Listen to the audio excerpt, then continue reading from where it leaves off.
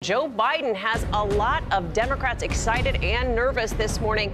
The vice president holding a secret meeting with a powerful member of his party.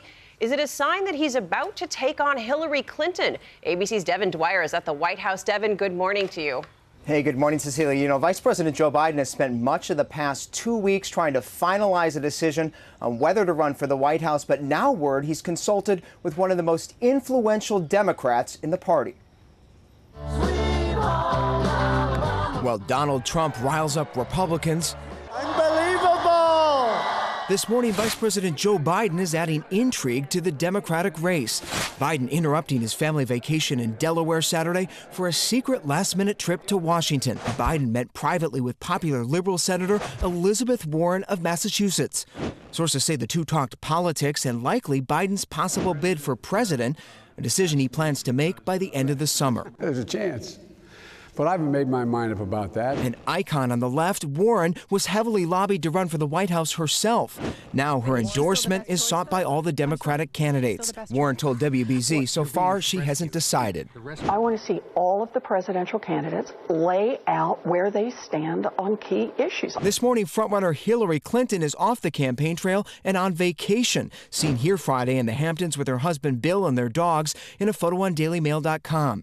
It's hard to imagine wanting to leave her reportedly $50,000 a week luxury rental home, but Clinton's campaign says she's ditching it this week for 3 days of campaigning in battleground states. A vacation interruption as that controversy over her private email server continues to swirl.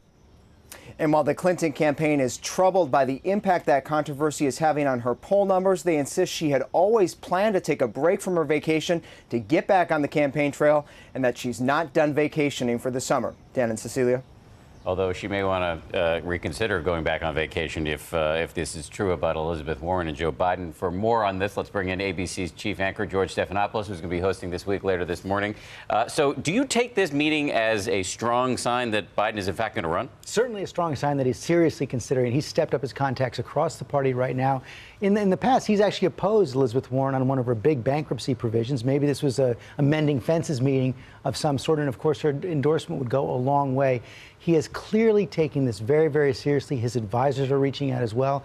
And I was told that he told at least one supporter this week that he's now 60-40 likely to run for president. His advisors say he's got to make the decision by about October 1st. But in a meeting like this, is he likely to offer up something like a vice presidential slot to her? I think that might be getting ahead of ourselves a little bit, but I mean, he clearly wanted to feel her out and see if an endorsement was possible, what kind of support he might get if indeed he decided to run. Let's talk Republicans. Things heating up on that side, too. You saw Donald Trump, those crowds this weekend in Alabama. So many pundits wrote off this surge as a potential flash in the political pan. But 30,000 people, the largest so far of any candidate. Is he here to stay? I think he is. They've been calling this the summer fling, but there's no question right now that he solidified his place, right now at least, the top of the GOP pack, and others are falling behind. And you talk to Trump's people, the fact that he's in Alabama, that's one of those states that has a primary in March.